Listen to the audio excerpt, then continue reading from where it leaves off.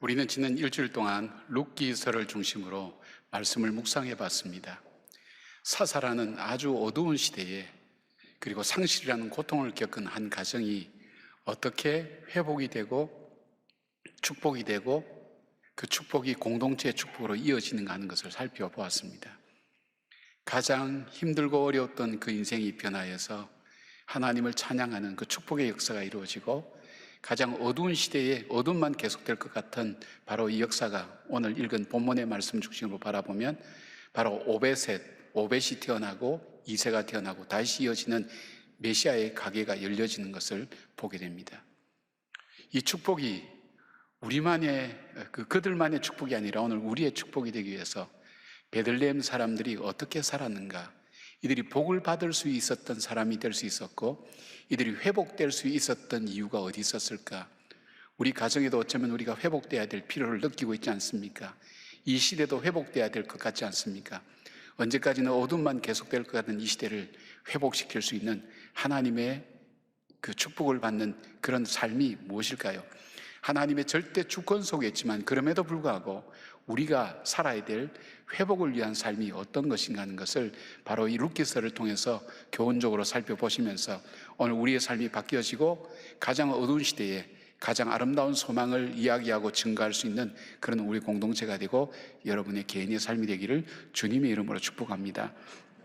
자, 절망과 어둠이 변하여 기쁨이 되고 찬송이 되고 축복이 되는 그 삶, 첫 번째는 우리의 선택은 어떤 순간에 처한다 할지라도 하나님께로 돌아가는 선택을 하셔야 됩니다.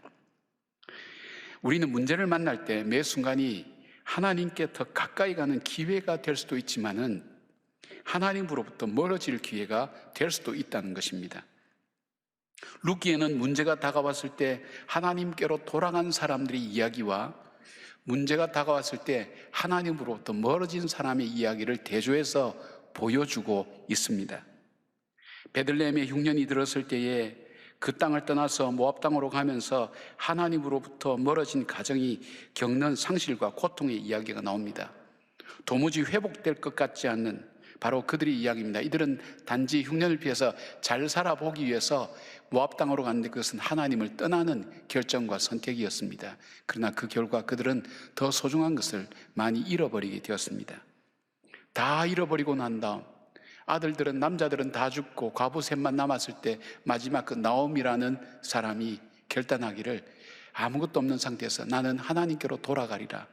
그는 마음의 결단을 하고 하나님께 돌아가는 결단을 하고 돌아가기 시작합니다. 근데 그것이 회복의 역사가 됩니다. 내가 내 삶이 힘들고 어렵고 또 안타까울 때도 내가 여기에서 하나님으로부터, 하나님이 계시면 왜 내 인생을 이렇게 만들어, 이렇게 하면서 하나님과 멀어질 수 있지만 오히려 그 가운데 모든 것을 다 잃어보았기에 정말 내가 붙들어야 될 것이 무엇인지, 내가 의지해야 될 것이 무엇인지를 발견하고 그 하나님께로 돌아가기로 마음의 결단을 하고 돌아서기 시작할 때 하나님은 그 인생을 회복시켜 주시고 그 인생을 축복의 인생으로 바꾸어 주는 것을 룻기서는 자세히 설명해 주고 있습니다.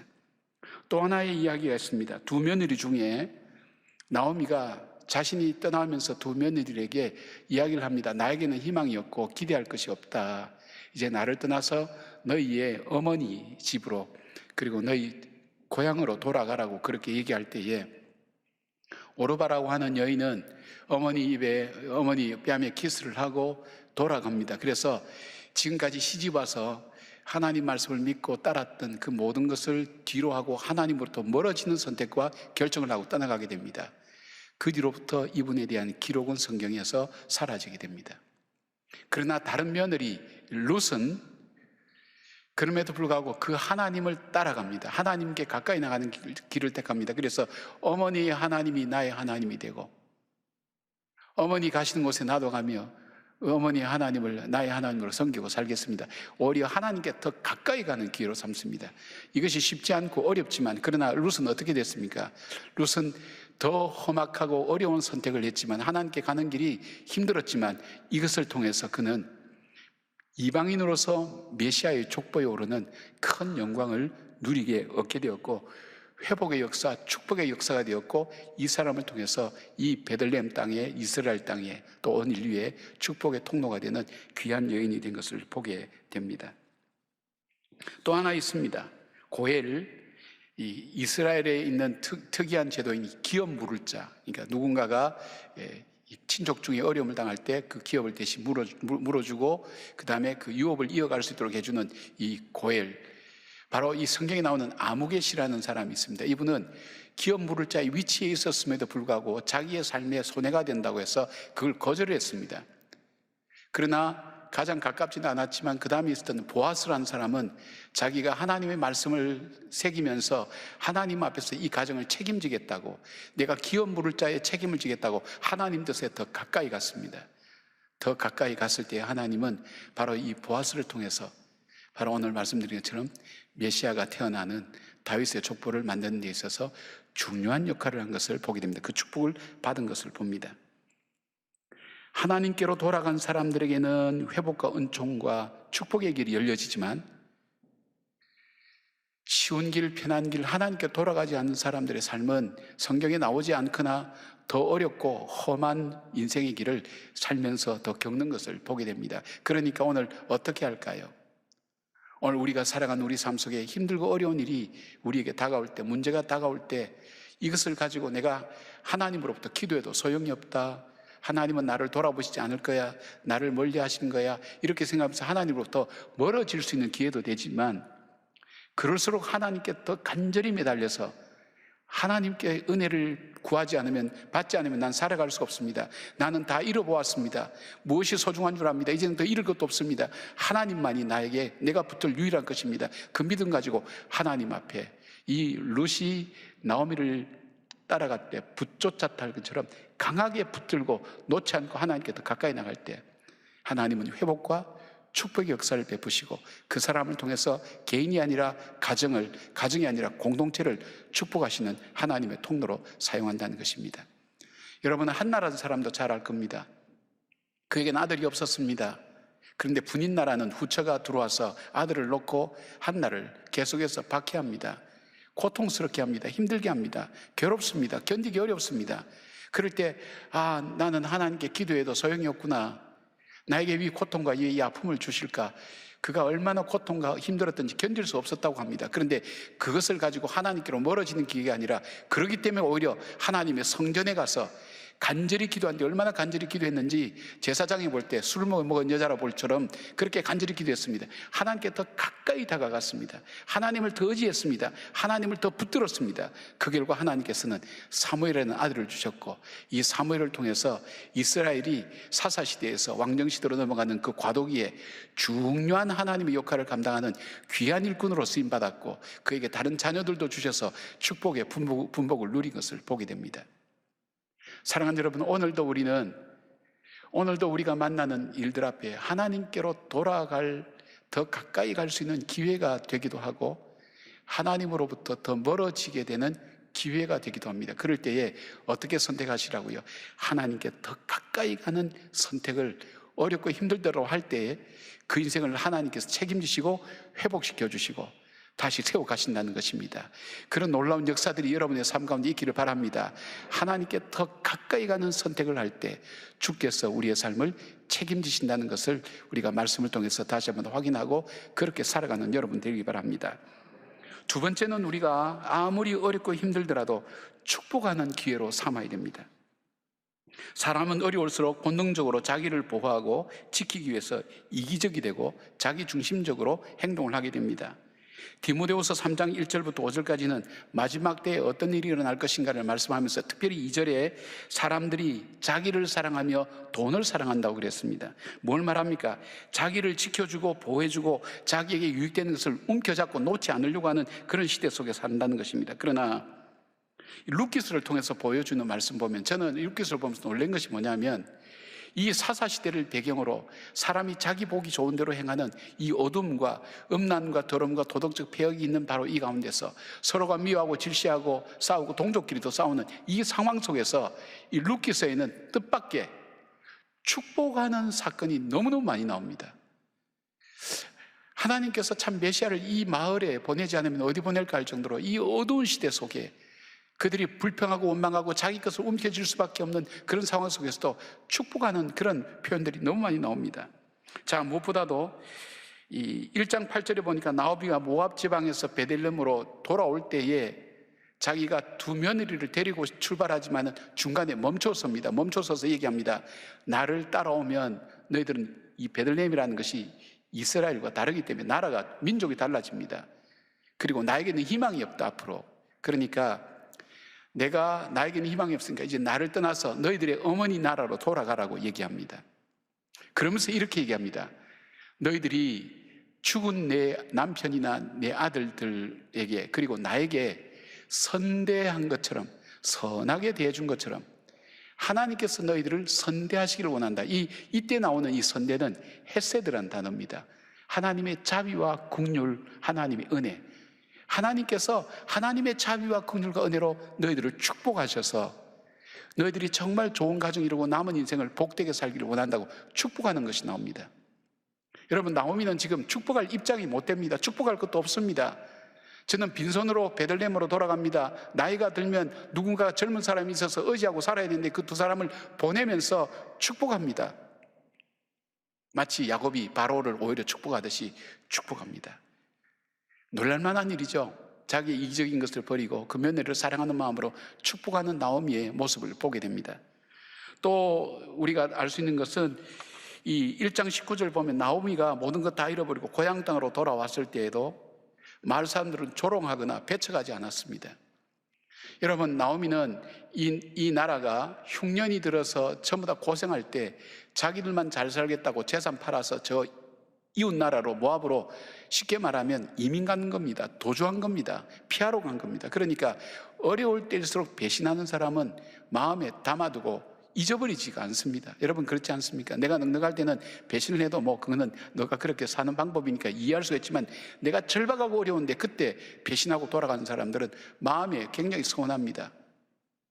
그리고 나오미는 모든 것을 잃어버리고 이제 사람들이 조롱하고 비난해도 그걸 각오하고 그것보다 더 귀한 하나님을 붙잡는, 하나님께 돌아가는 그 결단하고 돌아갈 때 마을 사람들이 나와서 조롱하고 비난하고 그렇게 이렇게 올 줄 알았다. 빈손으로 돼서 올 줄 알았다. 더 비참하게 될 줄 알았다. 이렇게 악담할 줄 알았는데 그렇지 않고 여전히 나오미 이름을 불러줍니다. 나오미의 뜻은 기쁨입니다. 기쁨. 나오미야, 나오미야, 나오미야. 사람들이 그렇게 합니다. 기쁨이야. 넌 여전히 우리의 기쁨이요, 너의 기쁨이야. 오히려 격려하고 축복하는 그 언어가 가득한 것을 봅니다. 사람들이 좀 이상하죠. 그 어려울 때일수록 서로 불고 뜯고 해야 되는데 축복하는 것을 봅니다. 그때 나오미가 그런 얘기하죠. 나를 기쁨이라 더 이상 부르지 마라. 나는 마라라고 불러라. 나는 쓴맛을 본 사람이다. 내 인생이 쓰다, 쓰디 쓴 그런 뜻입니다. 내 인생이 쓰다. 그렇지만은 자기가 그렇게 얘기했지만 이 이스라엘 백성들은 그를 오히려 축복했습니다. 또 이 보아스가 자기 밭에서 일하는 일꾼들을 축복합니다. 2장 4절 보니까 마침 보아스가 베들레헴으로부터 와서 베는 자들에게 이르되 여호와께서 너희와 함께 하시기를 원하노라 하니 그들이 대답하되 여호와께서 당신에게 복 주시기를 원하나이다. 화답은 노사관계입니다. 뭐냐면 이 보아스가 자기 밭에서 이 곡식을 베는 사람들을 향해서 말합니다. 빨리빨리 좀 배, 시간이 지금 없잖아. 지금 왜 놀고 있어? 그렇게 얘기하지 않고 하나님께서 너희를 축복하시기를 원한다고, 하나님을 너희에게 복 주시기를 원한다고. 그 말 해도 안 되고 해도 되고 안 해도 되는데 오히려 그 축복을 합니다. 그러니까 이 일꾼들이 오히려 주인을 향해서 주인에게 하나님께서 복 주시기를 원합니다. 참 아름다운 노사관계죠. 요즘하고는 비교가 안 되죠. 서로가 축복하는 관계. 그 다음에 이 보아스라는 사람이 룻이라는 이방 여인이 자기 밭에 이 볕단을 주우러 온 것을 보고 그 룻을 향해서 이렇게 얘기합니다. 룻기 2장 12절에 여호와께서 내가 행한 일에 보답하시기를 원하며, 이 원한다는 것이 축복이라는 뜻입니다. 이스라엘의 하나님 여호와께서 그의 날개 아래 보호를 받으러 온 내게 온전한 상 주시기를 원하노라. 이런 축복이 어디 있습니까? 너는 이방 여인이야. 남편도 잃어버렸어. 시어머니하고 둘이 온 불쌍한 여인이야. 그래, 여기서 그냥 이삭이나 줍다 가라. 이렇게 하지 않았어요. 네가 살아온 삶, 힘들고 어려운 순간에도 포기하지 않고 어머니를 모시고 바로 이 이스라엘 땅 하나님을 섬기고 사랑하는 너에게 정말 하나님께서 너를 복 주시기를 원한다고. 그 사람이 누굽니까? 룻의 이야기는 나는 하녀보다도 못한 사람이라 그랬어요. 아무 보잘것없는 그 여인에게 보아스는 그 높은 어른이 축복합니다. 그리고 또 하나, 이 보아스가 기업 물을 자의 자격을 자기가 책임지겠다고 할 때 마을 사람들이 그 보아스를 축복할 뿐 아니라 보아스와 룻이 결혼해서 아이를 낳았을 때 하나님이 저 사람들이 나오미를 향해서 이렇게 축복합니다. 15절 보니까 이는 내 생명의 회복자며 내 노년의 복량자라 곧 너를 사랑하며 7 아들보다 귀한 내 며느리가 낳은 자로다. 이 축복하는 겁니다. 여러분, 이 짧은 예장 속에 이 축복의 사건으로 가득 차여져 있습니다. 사람들이 사람들을 만날 때 비난하지 않습니다. 욕하지 않습니다. 조롱하지 않습니다. 그리고 정죄하지 않습니다. 그리고 어떤 높은 사람이든 낮은 사람이든 이방인이든 유대인이든 서로가 서로를 합니다. 실패하고 돌아온 사람을 격려해줍니다. 위로줍니다. 이 공동체가 안 될 리가 없습니다. 여러분, 무너지는 가정을 보면 비난과 불평이 참 많아요. 그러나 되는 가정은 힘들어도 서로를 격려하고 축복하는 그 가정 되는 것을 보게 됩니다. 될 만한 사람 입술 속에는 축복이 달려 있습니다. 안 될 만한 사람 입술 속에는 불평과 원문과 저주가 달려 있습니다. 근데 이것을 하나님께서 뭐라 그랬습니까? 너희가 선택하라 그럽니다. 여러분, 할 수만 있으면 축복하는 말을 좀 하시길 바랍니다. 당장 좀 실수할까요? 옆에 있는 사람 좀 축복해 주시기 바랍니다. 평소에 안 하니까 어떻게 할 줄 몰라요. 그냥 얼굴만 쳐다보고 가만히 있는데 유치원에서는 이렇게 얘기합니다. 축복합니다. 주님의 이름으로. 축복하시기 바랍니다. 축복 속에는 격려의 말도 들어있고 용기를 주는 말도 들어있습니다. 당신 덕분에 참 내가 행복해요. 당신 고마워요. 당신 정말 잘 될 거예요. 너는 잘할 거예요.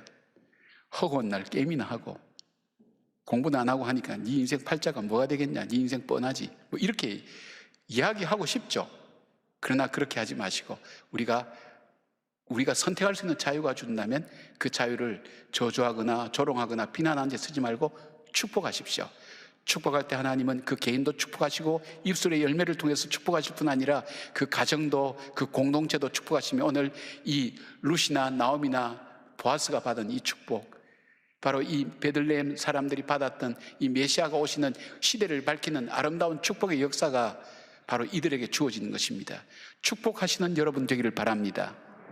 자, 또 복을 받을 수 있는 세 번째 우리의 삶에 있어서 중요한 것은 아무리 어려워도 찬양하는 기회로 삼기를 바랍니다. 찬양하는 기회. 4장 14절입니다. 여인들이 나오미에게 이르되 찬송할지로다 이 처음 나오는 겁니다. 여호와께서 오늘 내게 기업을 물을 자가 없게 하지 아니하셨도다. 이 아이의 이름은 이스라엘 중에 유명하게 되기를 원하노라. 이는 내 생명의 회복자이며 노년의 복량자라 곧 너를 사랑하며 7 아들보다 귀한 내 며느리가 낳은 자로다 아니라.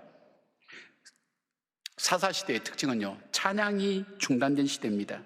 찬양은 어떤 사람이 할 수 있죠? 찬양은 하나님께서 내게 행하셨던 일을 기억해야 됩니다. 하나님이 살아계시고 하나님이 내 인생 속에 행하셨던 일, 이 민족 속에 행하셨던 일, 이 가나안 땅 여기까지 하나님께서 편팔과 오른손으로 이스라엘 백성들을 광야를 통과하게 하시고 홍해를 건너게 하시고 가나안 땅에 오게 하셔서 여기까지 정착하셔서 살게 하셨던 그 하나님이 행하신 일들을 인정하고 받아들일 때 주님을 찬양할 수 있게 되는 겁니다. 오늘 나의 나 된 것은 내가 아니라 하나님의 전적인 은혜라고 그 믿을 때 주님을 찬양하게 됩니다. 사사시대는 그게 없습니다. 자기 보기에 좋은 대로 하기 때문에 자기 의와 자기 기준을 가지고 살아갑니다. 그러니까 자기를 찬양합니다.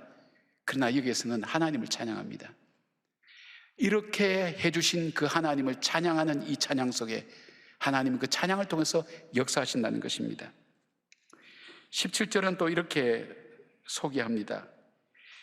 그의 이웃 여인들이 그에게 이름을 지어주되 나오미에게 아들이 태어났다 하여 그 이름을 오벳이라 했는데 이는 다윗의 아버지인 이새의 아버지였더라. 찬양하는 이 가정을 통해서 메시아가 오시게 되고 이 마을에 메시아가 태어나게 되는 놀라운 축복의 역사를 베풀어 주시는 걸 봅니다. 찬양의 의미가 그렇지 않습니까? 여러분 잘 아는 것처럼 레아와 라헬에게서 우리가 유래했다고 볼 수 있지 않습니까? 야곱에게 2 아내가 있었습니다. 레아라는 언니와 라헬이라는 동생이 있었는데 야곱의 사랑은 동생인 라헬이었습니다. 그러니까 레아가 같은 여자 입장에서 너무나 마음에 속상하고 안타깝습니다. 어떻게 나는 사랑을 받지 못한 여인일까 할 때 하나님께 호소할 때 하나님께서 다른 사람의 태는 닫으시고 이 레아의 태를 여셔서 첫 번째 아들을 줍니다. 아들을 낳자마자 아들 이름을 루벤이다. 이게 뭐냐면 보라 아들이라는 뜻입니다. 이제 내가 아들을 낳았으니까 이 야곱은 내 편이 될 거야 생각했는데 야곱은 여전히 라헬 편이었습니다. 또 하나님께 울부짖습니다. 하나님, 아들을 주셨는데도 저 남편이 돌아오지 않습니다. 나는 남편의 사랑을 받지 못하는 불쌍한 여인입니다. 그렇게 하니까 하나님께서 또 아들을 주셨어요. 둘째 아들 주셨는데 이름을 시몬이라 짓습니다. 들으셨다. 하나님께서 내 기도와 간구를 들으셨다. 하나님 들으셨으니까 이제는 역사가 일어난다. 그런데 아무 일도 안 일어나는 겁니다. 또 하나님 앞에 막 울부짖습니다. 막 하나님, 내가 아직도 이 야곱이 내 남편이 아닙니다. 남편에게 사랑받지 못합니다. 그럴 때 하나님께서 또 아들을 주셨습니다. 이 아들, 셋째 아들 이름을 레위라 짓습니다. 레위라는 뜻은 연합하다는 뜻입니다. 아, 이제는 내가 남편과 연합해서 이제는 하나가 된다고 생각했는데 그 남편이 여전히 돌아오지 않습니다. 또 울부짖습니다. 하나님께서 네 번째 아들을 줬을 때 이 아들 이름을 유다라고 짓습니다. 유다의 뜻은 찬송입니다. 어떤 의미일까요?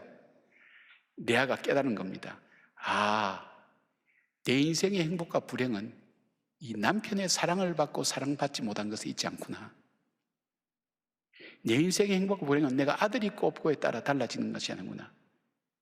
내 인생의 생과 사와 축복과 불행을 좌우지우지하고 결정하는 것은 하나님이시지 사람에게 달려있는 것이 아니구나 하는 것을 깨닫고 그가 하나님을 경외하고 하나님을 찬양하며 그 아들 이름을 유다라 짓습니다. 찬송하리로다. 여러분, 믿음의 조상들이 가는 막벨라 굴에 라헬들이 들어간 것이 아니라 레아가 들어갑니다. 그리고 유다 지파를 통해서 메시아를 주님께서 보내주십니다. 어떤 사람요? 찬송하는 사람, 하나님을 높이는 사람, 하나님이 행하신 일을 인정하는 사람, 하나님 행하신 것을 고백하고 하나님께 감사하는 사람, 바로 그 사람의 인생을 통해서 하나님은 함께 하신다는 겁니다. 자, 절망의 역사에서 회복의 역사로 가고 축복의 역사로 가는 즈음에 베들레헴 사람들이 보여준 삶의 모습이 뭡니까? 할 수 있으면 하나님께로 돌아가는 기회로 삼고, 할 수 있으면 축복하는 말을 하고, 할 수 있으면 찬양하는 말을 하고 찬양하는 삶을 살 때 하나님께서 그 인생을 돌아보신 것을 말씀하고 있습니다. 영국의 유명한 바이올리니스트인 피터 그로퍼라는 사람이 있었습니다. 이 사람은 런던의 유명한 린지 사중주단의 멤버이면서도 일찍부터 알려진 훌륭한 연주가였습니다. 그러던 중에 영국 왕립음악 아카데미가 그에게 바이올리니스트라면 누구나 한 번쯤 연주해보고 싶은 258년 된 스트라디바리우스 바이올린을 빌려주기로 그렇게 결정했습니다. 18세기 이탈리아의 크레모아의 안토니오 스트라디바리의 명성을 경외하는 것은 그의 작품이 제작 실력이 탁월하고 완벽하다고 합니다. 아직도 그 제작수는 지금도 분석이 안 된다고 그럽니다. 음률이 독특하다고 합니다. 한 번은 피터 크로퍼가 스트라디바리우스 바이올린을 가지고 핀란드 연주를 갔을 때 발을 헛디뎌 넘어지는 바람에 이 바이올린의 목이 그냥 부러지게 되었습니다. 너무 실망한 나머지 어떻게 해야 될지 몰랐습니다. 고민했습니다. 고심했습니다. 쉽게 복구되지 못할 것을 잘 알았기 때문입니다. 그런데 런던의 한 바이올린 상인인 찰스 베어레라는 사람이 그렇게 얘기합니다. 내가 한번 고쳐보겠다고. 이 사람은 알려지지 않았지만 유명한 이 바이올린 수리하는 사람이었습니다. 자, 이 수리가 다 되었다고 얘기 듣고 이제 이 피터 그로퍼라는 사람이 이제 연주할 날이 되었는데 이 수리한 바이올린을 들고 연주하게 되었습니다. 소리가 제대로 나올지 어떨지. 그런데 선율을 딱 하고 선을 타는 순간에 소리가 완벽하게 복원이 된 것입니다. 얼마나 아름다운 연주를 했는지 모릅니다. 사람들이 길박수를 쳤습니다. 그리고 이 사람은 이 바이올린을 가지고 유럽 전체를 다니면서 연주를 했다고 합니다. 아름다운 연주를 할 수 있고 아름다운 음률과 그리고 선율을 낼 수 있었던 그 이유가 뭘까요? 그는 완전히 복원했기 때문입니다. 훌륭한 수리공이 있었기 때문입니다. 여러분, 우리는 살다가 인생이 부러지고 무너지고 깨어질 때도 있습니다. 우리의 삶도 마찬가지입니다. 이것이 수리되어야 됩니다. 완전한 수리공이 누구십니까? 우리 주님이십니다. 그 주님이 우리를 고쳐주십니다.